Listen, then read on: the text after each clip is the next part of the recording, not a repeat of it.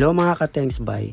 Ngayon nga pala ay September 9, 2023. Ang oras ngayon ay 12:30. Pupunta kami sa Lubo, Batangas para i-celebrate ang birthday ng aking inay.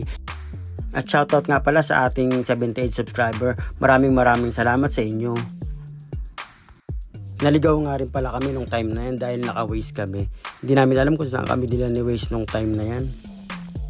At dahil nga walang bayad ang tanong, nagtanong kami kung saan ba talaga ang daan papunta doon sa may Lubo, Batangas sa aming papaliguan. At nakakita nga pala ako ng ibon dyan. Di ko nga alam kung anong klaseng ibon yan eh. Comment na lang kayo mga ka-thanks bye kung alam niyo yung klase ng ibon na yan. 7:30 na nga pala ng umaga nung nakarating kami yan. Biruin nyo 5 oras ang biyahe namin papunta lang dyan. At ito nga pala yung una namin pinuntahan, Le Valle Beach Resort. Nakita kasi nila to sa vlog, maganda raw, kaya dito kami pumunta. Ang hindi namin alam, reservation pala rito. So baka sakali lang kami na merong available. Kaya lang nung time na yan is walang available, maraming nakapagpa-reserve kasi weekend. Buti na lang nagtanong kami kung saan kami pwedeng mag-rent ng room. At inoffer sa amin ang katabing resort na St. John Resort, kaya dito kami tumuloy. At dahil swerteng pogi tayo, kami lang ang naka-check-in nung araw na yan. At habang nagpapahinga yung mga matatanda, kami mga kabataan ang magbababa ng gamit at pagkain. Tamang libang muna pala yung mga bata niyan para maibsan muna yung gutom habang nagpe-prepare kami ng aming almusal. Saglit lang ako nag-video, eto na lang natira sa akin. Buti na lang at diet ako. Hindi ko pa nga naiayos yung lamesa, kumain na pala sila. Hanapin ko nga pala muna yung mga bata para pakiinin sila. At ayun, nakita ko nga pala kumakain na sila, kaya tamang binidyohan ko na lang muna sila niyan. Hello! Tatay Ruben.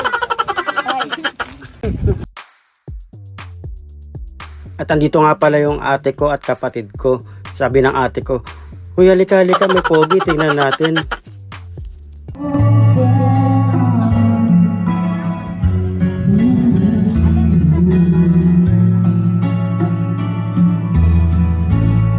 Si Elma nga pala yung kumakanta, sumunod sa akin.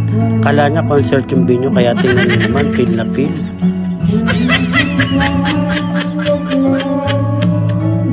May pa-emotion and feelings pa, hindi na ma-istorbo.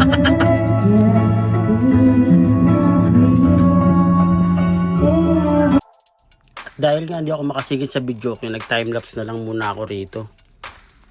Ako nga pala taga-ihip ng lobo na yan dahil nasira yung pambomba namin ng lobo.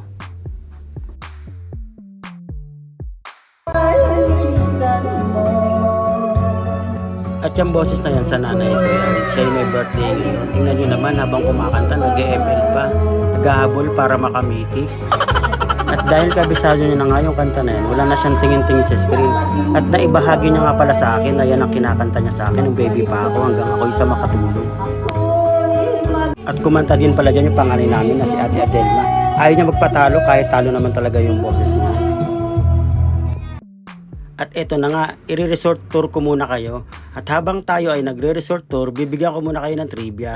Alam nyo ba, ang Lubo, Batangas ay isang pang-apat na uring bayan sa lalawigan ng Batangas sa Pilipinas.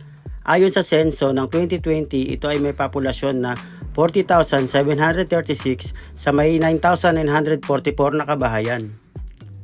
Diyan pala sa may bandang kaliwa, andyan yung kusina.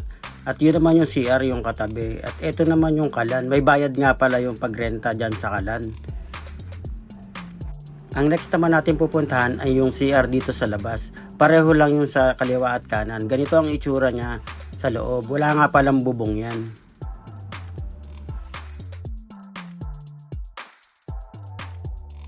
At pupunta nga tayo pala sa tabing dagat. Dito sa may bandang kanan, meron din diyang higaan at tulugan. At dito naman sa bandang kaliwa, meron din ditong cottage. Hindi na nga kami pinabayad nung time na yan dahil kami lang talaga nung araw na yan. At makikita nyo rin yung logo dyan ng St. John. At habang tayo ay naglalakad papunta sa tabing dagat, nakikita nyo ba yung kulay green na yan? Hindi yung bangka. Sampayan yan dito. Ganito talaga ang design ng sampayan dito sa may St. John Report. At kahit nga pala tanghaling tapat, andun yung mga pamangking ko naliligo na sa tabing dagat. At kung makikita nyo mamaya, makikita nyo dyan yung pamangking ko na lalaki na takot mangitim na nagpayong pa sa tabing dagat. First time akong makakita ng naliligo ng nakapayong.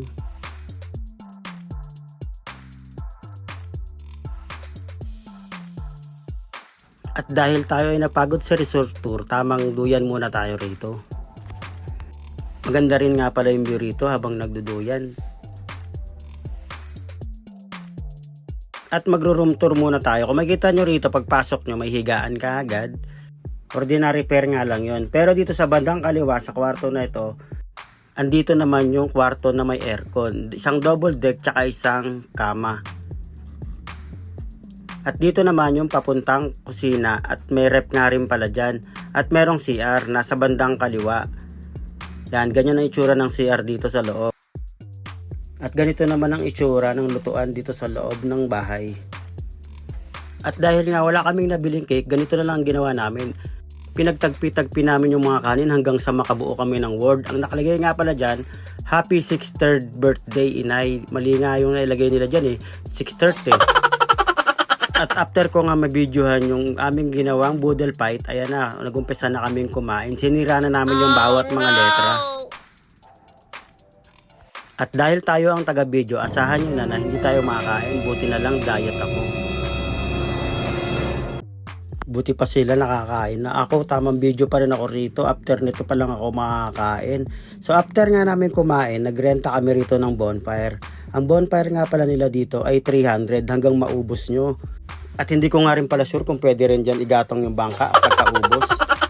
Kinaumagahan nga pala niyan ay nagbangka kami. Hindi ko lang alam kung magkano ang renta. Pinatry ko nga din pala si Denise na mag-vlog niyan. Kaya lang, Englishera. At kinausap niya rin nga pala ako ng English. Kaya lang, hindi ko man pinatulan dahil masama rin ang gising ko at puyat. Kaya ang sabi ko nga pala sa kanya dyan, just keep what you doing and you do everything on your vlogging. Bumalik kami, magkano rental dito? 5.5, ari, dalawang ari, 4.5, yan po na. Ito, totoo yan, dalawang yan. Bali lahat yan ay 15 lang. 15 lahat, 15 pag inarkila lahat. Pagka ano, ay may bawas pa, hanggang 10. Alam. Ano pong pangalan na hanapin nila? Sa Red, Troy, Aliwalas. Hindi, yung contact po kayo. Ako rin. Anong pangalan po? Ayun din. Number. Ay, nandun din, yan nandito sa page. Ito nga pala yung dalawang kwarto sa may labas. Ayan, bali dalawang double deck. At hindi pa nila naayos dahil wala naman daw nagre-rent. At ito naman yung susunod is yung dalawang kama. Ayan, inaayos nila yan kapag may magre-renta. At nandito naman ang kanilang contact number bago kayo pumunta. So hanggang dito na lang muna mga ka-thanks, bye! Hanggang sa muli! Thanks, bye!